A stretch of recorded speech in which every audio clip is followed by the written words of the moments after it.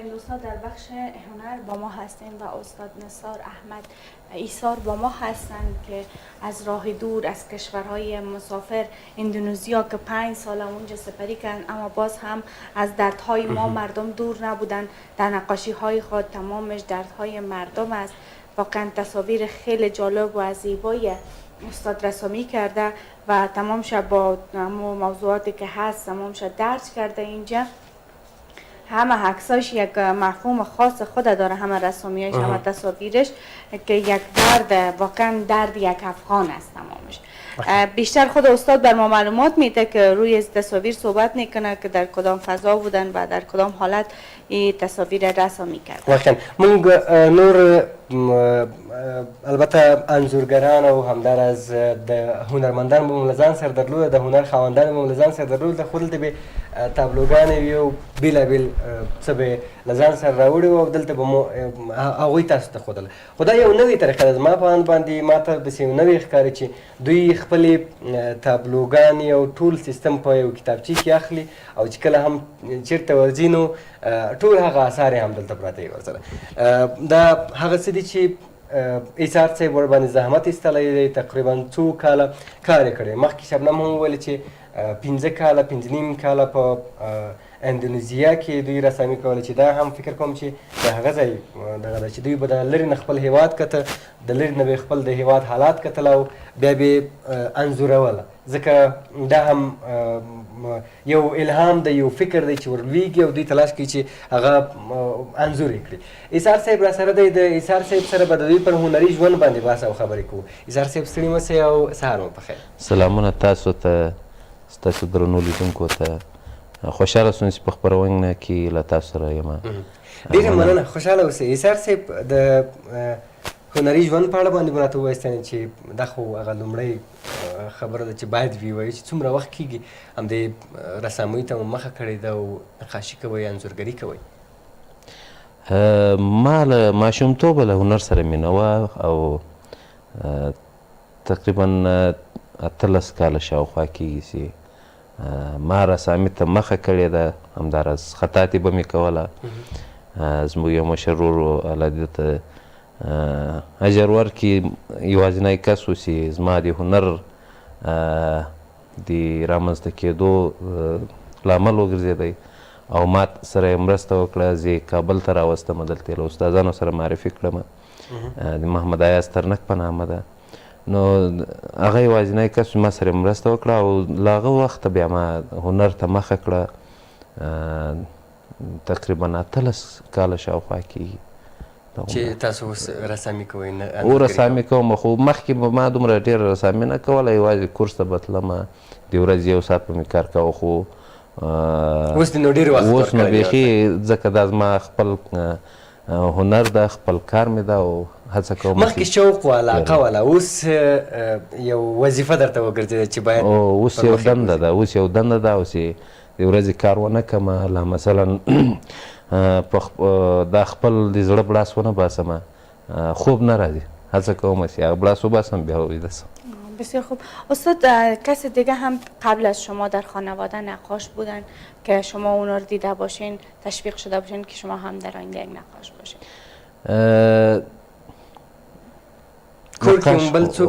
نقاش خو موږ په کور کې نه درلودی. زموږ کورنۍ داسې مذهبي کورنۍ وه او هغه ډېر په لرې پرتو کلیو کې وه، غزني ولایت. نو خو په کور کې مو شاعر و، زما مشر ورور شاعر و، هغه لیکوال ده، شاعر ده، شعرونه یې لیکل. نو د هغه له هنر سره مینه وه رښتیا هم. هغوی له نقاشي سره مینه وه او بیا په همدې اساس ما هم له نقاشي سره مینه او دوی ما سره مرسته وکړه چې دا زه خو نه سوم نقاش، راځه ته نقاش سه. واقعا اندونیزیا ته هم تاسو لاړئ، سفر مو وکړ. مخکې د هغې نه هم انځورګر وئ، مخکې د هغې نه هم انځورګري کوله؟ او زما کله چې زه په غزني کې وم، زما یوازینۍ هیله دا وه چې زه په یو مسلکي مکتب کې زده کړې وکړم او هغه دا و چې کله کابل ته رالم، دلته د هنرونو لیسې ته ولاړم هلته یو د موزیک بخش و یو د هنرونو بصري هنرونو بخش و نو هغه بخش کې به بیا ما ځان ته داخله واخیسته او هلته مې ثبت نام وکړئ 8م صنف څخه و بیا دلته صنایع کوم ځای کې و دا دا د پوهنتون ساحه کې و کابل پوهنتون مخکې د دې نه چې تاسو دغه ته لاړ شئ اندونیزیا ته نو بیا ما دلته د صنایع د هنرونو او محلي صنایعو یو انسټیټیوټ ته کار ته چار کې دلته مې بیا تر 12مه زده کړې وکړې له هغه وروسته بیا ما ته بورس راغی یو کلن په هغه بورس کې ولاړم کله چې اندونیزیا ته ولاړم هلته ما د هنر حالت ولیدی هنر مې ولیدی چې څومره پراخ ده څومره خلک له هنر سره مینه لري بیا زما دې ته زړه سو چې زه هلته باید ډېر پاته سم ځکه ما ځان په هنر باندې موړ نه ګڼی په هغه وخت کې نو ما غوښتل چې زه دلته ډېر پاته سم او کوشش وکړم چې ډېر څه زده کړم دا په یو کال کې چې ما زده کړي دا ایستې بیا مې د 4 کالو لپاره د لیسانس بورس واخیستی د خدای رضا وسي ماته بورس راکړی هغو خلکو او له هغه وروسته بیا 4 کاله ما د هنر په بخش کې زده کړې وکړې نو بیا مې ماستري ته هم اپلای وکړه ماستري مې یو سمستر وویله له هغه وروسته بیا بیرته رالم څه مشکلات و نو بیرته رالم افغانستان ته واقعا هلته دې ولیدل خلک هلته دې انځورګري ولیدله دې ته لیواله شو چې لیسانس وکړي په همدې برخه کې بوله نو اوس افغانستان ته راغلی په افغانستان کې د خلکو علاقمندي مینه له انځورګرانو سره له انځورګرۍ سره او دې ته د اهمیت ورکولو په برخه کې څنګه ده او هلته په اندونیزیا کې تاسو څنګه ارزول دواړه هیوادونه په دې برخه کې د انځورګرۍ په برخه کې څنګه ارزوي دواړه هیوادونه ډېر سره مختلف دي ډېر لرې دي افغانان له هنر سره مینه لري افغانان له هنر سره علاقه لري خو افغانان اجازه نه لري چې هنر وکاروي لکه زه خپله ماته به تل ویل کېږي چې ژوندي شیان مه کاږه حرام دي نو که دا هر چاته ویل کېږي هیڅوک دا زړه نه لري چې هغه کار وکړي افغانان له هنر سره مینه لري همداراز اندونیزیایان له هنر سره مینه لري خو په دې کې یو فرق دی چې افغانان هنر ته کار نه کوي اندونیزیایان هنر ته کار کوي افغانان هنر ته ارزښت نه ورکوي مثلا زه یو تابلو کاروم هغه دوی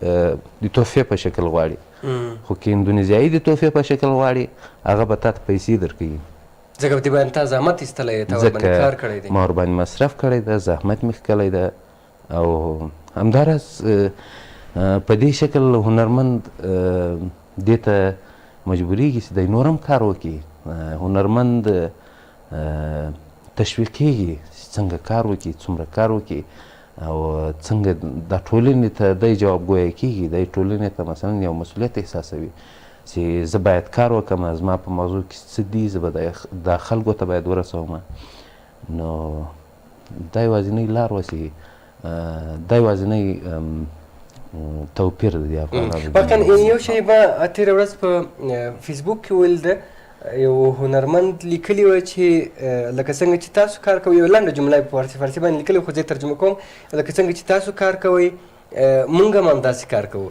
لطفا زموږ هنر تحفه مه اخلئ یعنې زموږ دغه دنده تحفې کې مه حسابوئ نو موږ دلته پیسو ته ضرورت لرو موږ د چا خبره کار کوو موږ رنګ اخلو نور شی اخلو یعنې دغسې مفهوم و داسې لنډه جمله یې لیکلې وه یعنې واقعا ډېره زبردسته ډېری کسانو فرض مثال که چېرته داسې وشي چې زه راشم ستا دوست یم رفیق یم درته وایم چې ما ته یو شی جوړ کړه د تحفې په شکل باندې 4-5 نفر نور راشي همداسې هر څوک راځي د تحفې په شکل باندې دغه شي نو دغه رنګ به په څو اخیستل کېږي دغه مواد په څو اخیستل کېږي که د دې په اړه باندې راته ووایاست چې په دې رنګ او په دې شیانو باندې که یو تابلو تاسو جوړوئ برابره تابلو څومره مصارف ورباندې راځي یوه تابلو باندې تقریبا چې هغه کم مصرف راسي 500 افغانۍ مصرف راځي چې کم مصرف راسي داسې چوکاټ ورکړي 1000 روپۍ به سي نو مصرف لري کار غواړي وخت مصرفو دا وخت یعنې موږ له 8 کالو لا 15 کاله لا 6 کاله په دې کې موږ زده کړې کړې دي له وطنه مو لرېوالی زغملی ده او د دې باید موږ حاصل یې وانخلو خو هغه مصرف چې موږ کوو هغه باید بیرته لاسته راوړو. نو دغه زما یوازینۍ هیله ده له لیدونکو چې اوس موږ ویني له هغه چا چې له هنر سره مینه لري. یوازې ستا نه هر هنرمند ته باید همداسې ارزښت ورکړو. دا مې ورڅخه هیله ده چې تاسې له هنرمندانو تحفې مه غواړئ. تحفې داسې وګالئ چې هغه پر تا خرڅه کړه. کوشش وکړه هغه ته یو څه پیسې ورکړې.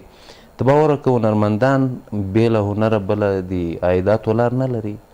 یعنې په اندونیزیا کې همداسې کېدل، خلکو به همداسې کول، که چا تحفه هم ورکول نو په بدل کې څه پیسې ورکولې چې هغه خپل مصارف خو وباسي. حتما به یې ورکولې. حتی دوی به نقاشي ته هېڅ ضرورت نه درلودی، خو دوی به اخته خاص چې د محصلین تشویق سي. یعنې هغه انځورګري به هېڅ نه وه، خو دوی به دا اخسته د دې په خاطر چې محصل تشویق سي. کیدای سي په راتلونکي کې یو ښه هنرمند سي، کیدای سي په راتلونکي کې دی وکولی سي چې د خلکو ته د ملت ته کومه نوې آیډیا کومه نوې موضوع وښیي.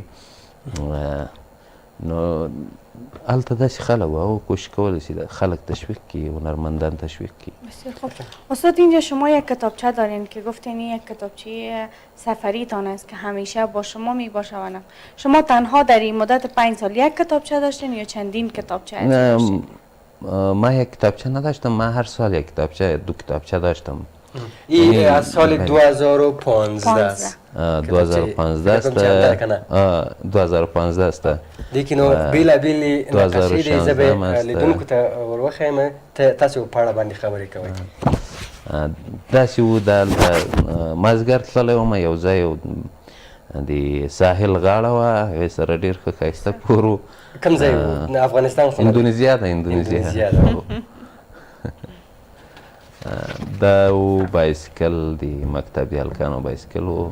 تاسو هم الهام راغی او تلاش مو وکړئ چې دغه یې کړئ رسامي کړئ. او دا څوک دی؟ دا هم زما یو کشر ورور د فیاض احمد په نامه ده، خو دا ما هلته رسم کړی ده. یعنې دا مسافري ده. هغه د هجران درد و دې ته مجبور کړی چې تصویر یې وباسئ تاسو. او دا هم هلته صنفیان دي. کله کله به موږ لایف کار کاوه، ژوندۍ بڼه باندې نقاشي کوله. صنفي یا چا خبره په درس باندې مصروف او ته یې عکس او لیکنه یې کوله. بس دا لایف نقاشي ده. دا ټول هغه څه دي چې په ژوندۍ بڼه، یعنې تاسو کوم ځای چې ځئ یا هم په صنف کې به وئ یا به هم ریل کې کوم ځای ته مسافر کوو، نو الهام به در باندې هغه خپل پنسل به مو راواخیستی، فقط یو پنسل مو ستاسو ټول څه دي ټول به مو لیکله. او دا هم خطرناک ښځه ده. او ځینې شیان دي چې هغه افغاني دي که نه، په دې کې هغه به ما له افغانستانه راوستو. یعنې دا هلته موجود نه و، خو ما به کوشش کوم چې له ټلیفونه کار وکړم.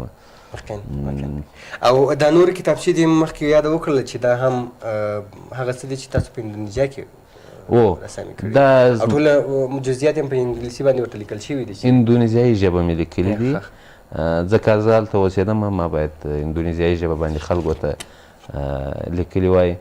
نو د دې په اړه باندې ما د هر انځورګرۍ په اړه باندې ما تشریحات ورکړي دي. همداراز د کله چې نندارتون کې به و د هرې تابلو څنګ ته به ما تشریحات ورکول تر څو خلک یې ولولي. په اړه باندې موږ ته تشریحات راکړه چې دا انځور ډول دی او ورپسې هم د مرمیو پوچکې دي او په چاقو باندې ډول وهي. تاسو یې وګورئ د څڼو که نږدې ښکاري، خو ویې ګورئ. د دې په اړه باندې تشریحات ورکړئ. دا یو انځور ده چې یو افغان ده، ما ته دا د مرمۍ لا توپک لا مثلا چاړه هغه څه چې خلک یې نور په وزني، ما ته هغه شیان داسې ښکاري چې زه کولی شم په هغو باندې لوبې وکړم. هغه کیدای شي یو ښه آله شي چې موږ ته موزیک وغږوي، موږ ته کولی شي. د دې ځینې موږ ډارېږو، د دې مرمۍ نه موږ ډارېږو، خو دلته د شړنګار هم ورکوي. یعنې دلته داسې یو شی سوی ده چې ډېر مثبت شی جوړ سوی ده چې موږ هغه وطني اتڼ کوو، ټول یووالي ته رابولو، ټول راځي په ګډه سره اتڼ کوي. خو دلته د چاقونه مو دا استفاده نه ده کړې چې څوک ورباندې ووهو. دا استفاده مو ورباندې کړې چې موږ په دې باندې ډول ووهو او خلک خوشحاله کړو ورباندې. یعنی دغه شان چې دي صحیح ده زموږ په وطن کې جنګ راغی زموږ په وطن کې ستونزې راغلې بدبختۍ راغلې خو بیا هم موږ کولی شو پر دې برسېره هغه پوچک د مرمیو هغه چاړې و هغه هر څه چې دي موږ کولی شو له هغو څخه ښه ګټه واخلو کولی شو هغه موږ ته یو مثبته لاره مثبت څه راوښیي او دا جنګ نه ده دا جنګ موږ قوي کوي نور هم موږ ته په راتلونکي کې به موږ یو ډېر قوي ملت یو نو زما هیله دا ده چې انشاءالله جنګ خلاص شي موږ به ډېر پرمختګ او دا تصویرونه ورک نه دي پخواني کسان به وله چې وړۍ به دغه کول اوس به هم کلي کې وي خو ښار کې ما نه دي دغه سیستم ستا او دا اوس هم کلي کې ستا دا د افغانستان په اړه یعنی په دې کې بکګراونډ چې د هغه دیوال ده او غار ده نو ما دا هڅه کړې ده چې زموږ سپین سري که څه هم جنګ ده که څه هم د دوی د جنګ په حالت کې قرار لري خو بیا هم دوی خپل زحمت کاږي کار کوي لاسي صنایع جوړوي زموږ میرمنې زحمت کاږي نو دا ما په خاطر رسم کړی تاسو لیدونکو ته هم له نږدې ورښیو دا هم ارباب صاحب هغه څوک دی چې تکړه انځورګر دی او واقعا د خلکو په زړونو کې ځای لري او دا هم هغه تصویرونه دي چې د فکر کوم چې ډېری مشران په همدې کې دي او په دې کې د دې نندارتون عنوان د سولې ټوټې و په دې کې هغه خلک دي چې ما څه ځینې زده کړي دي هغه خلک دي چې دوی واقعا ملت ته کار کړی دی هغه خلک دي چې دوی واقعا دا نندارتون په کوم ځای کې و چې اندونیزیا کې اندونیزیا کې و او دا ټول به فکر کوم ډېری افغانان دي نه دې کې افغانان هم شته اندونیزیایان هم شته دا څوک دی دا زما ملګری دی هلته اندونیزیا کې او ټول هغه تصویرونه چې دغه وه تاسو دلته دلته مې رسم کړي دي هغه کوم تصویرونه چې په نندارتون کې دي ول دلته دې هم دغه کړي دي عکس یې اخیستی دلته دغه شوی دی دا چاپ شوي دي فکر کوم دا ټول دا کتالوګ ده دا چې کله زه نندارتون جوړوم بیا نندارتون سره مثلا میلمانه راځي هغو ته دا یو ورکوم تر څو دوی سره دا حاجي دا حاجي ایوب ده دوی یو افغان تجار دی دوی زه ډېر تشویق کړی یم هنر ته نو زه ورسره خاصه مینه لرم خاص او دلته مو تاریخ هم ورته لیکلی 2014 کال او ټول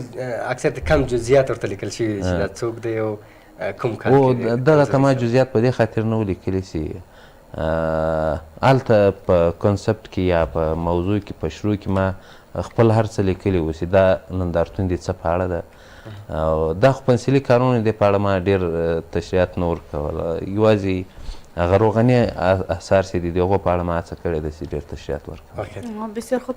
استاد قبل از اینکه شما به اندونزیا برین سبکتان یا سوژه نقاشیتان چی بود و وقتی که اونجا رفتین سوژهتان تغییر خورد یا خیر همون را پیش بردین؟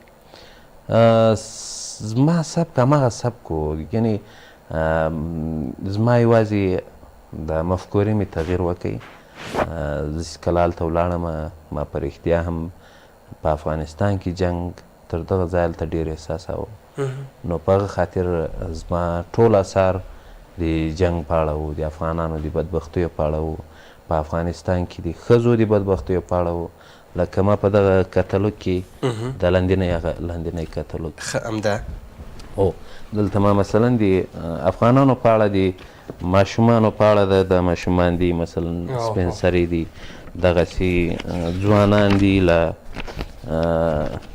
ماشومان دي همدغه د جنګ او د سولې او همدغه نو ما هڅه کوله چې دا هر څه دي مثلا کډوالي ده خلک کډې کوي جنګ بس دی جنګ بس ده یعنې دا ما خپله افغاني ژبه هلته لیکلې ده خو دوی به هره کله چې بیا تابلو لیده دا څه معنی که ما به ویل چې جنګ بس ده دوی به ډېره خوښوله حتی دا تابلو دوی له ځان سره کولکشن کې کېښوه اندونیزیا پوهنتون کې نو دغسې مثلا دغه افغانه میرمن ده که څه هم دا په سیمې خاردار کې راتاو ده خو بیا هم د دې ګل په لاس کې ده د دې له دې سره مینه ده، له دې سره عاطفه ده یو قوي اراده ده، یو قوي عاطفه ده. نو ما غوښتل چې افغانان یو فولادي ملت وښیم. دلته مې لیکلي دي پلادین نیشن یا فولادي ملت. نو په همدې خاطر افغانستان کې جنگ روان ده، خو ما تره معلومیږي چې افغانان څومره ټینګ دي. دلته بم الوزي، دلته دوی مکتب ته ځي، دلته بم الوزي، دلته دوی خپل کور جوړوي. نو ما ته افغانان یو ډېر قوي ملت معلوم سو هلته چې ولاړم او دلته هلته چې ومه افغانستان کې جنگ ډېر راته احساس سو چې افغانستان کې څومره جنگ روان ده، څومره بدبختي دي. پر هغه برسېره افغانان بیا هم مبارزه کوي، کار کوي، ژوند مخ ته وړي. نو دا ماته ډېر جالب و، په دغه اساس ما کار کاوه. استاد په وروستي کې دا راته ووایاست چې څومره تاثیرات لري نقاشي، یعنی په هره برخه کې هر کس باید کار وکړي د سولې لپاره، د هیواد لپاره، د خلکو لپاره. تاسو احساس وکړ په دې دومره وخت کې ستاسو نقاشي څومره رول لري، یا هم د نقاشانو د هنرمندانو دغه انځورګري د سولې لپاره، د یووالي لپاره څومره رول لري د خلکو پر ذهنونو باندې، د هیواد پر دې حالاتو باندې؟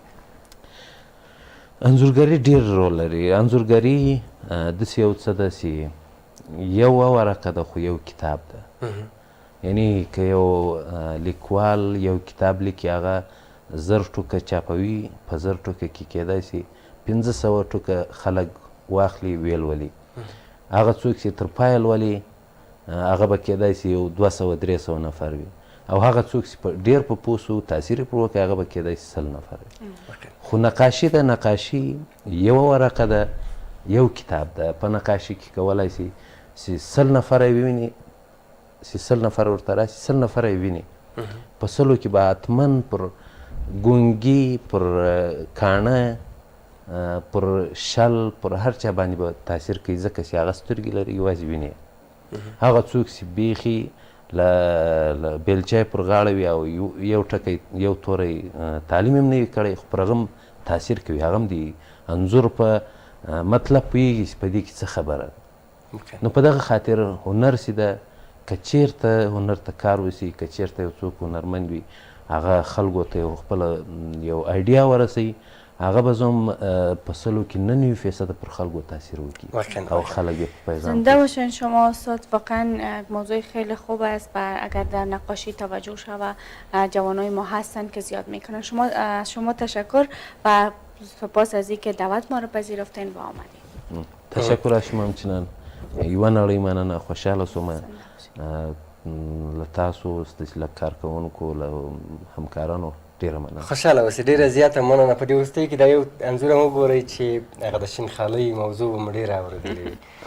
زموږ پخواني یعنې خویندو او میندو به تل د دې سره علاقه وه چې خالونه ووي پر مخ باندې. نو دا هم هغه پخوانی تصویر دی، پخوانی انځور دی چې ایثار صاحب په خپلو انځورونو کې اضافه کړی دی او الهام ورغلی تر څو داسې یو انځور هم وباسي. تاسو هم ډېره زیاته مننه چې ملتیا مو وکړل راسره. تر سبا چې ستاسو حضور ته حاضرېږو، تاسو په پاک الله سپارو. ښه وختونه ولرئ. الله مو